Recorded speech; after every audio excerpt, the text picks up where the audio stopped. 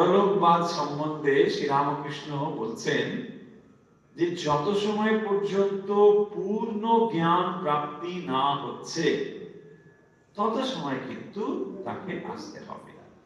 দেখুন, এটার ভেতরে আমাদের বিমর্ষ হওয়া বা এর ভেতরে দুঃখিত হওয়ার কোনো ব্যাপার নেই। অনেক সময় আমরা ভাবি না যে এটা একটা কিরকম ব্যাপার, বিভৎস ব্যাপার, একটা মানুষ মারা যাচ্ছে মধ্যে বিভৎসতা কিছু নেই। এই জন্যই যে দুটো জিনিস তো চলতেই হবে। যদি আশা থাকে তাহলে যাওয়া থাকতে হবে। এই দুটো ঠিক বিপরীত জিনিস। তাহলে একটি জিনিসের আরেকটি জিনিস পরিপূরক রূপে জীবনটাকে যদি আমরা ধরে নিই তাহলে তার যাতায়াত দুটোই থাকতে হবে। এবং এই যে আশা, তার পূর্বেও একটা অবস্থা ছিল, আর যাওয়া তার পরেও একটা অবস্থা রয়েছে।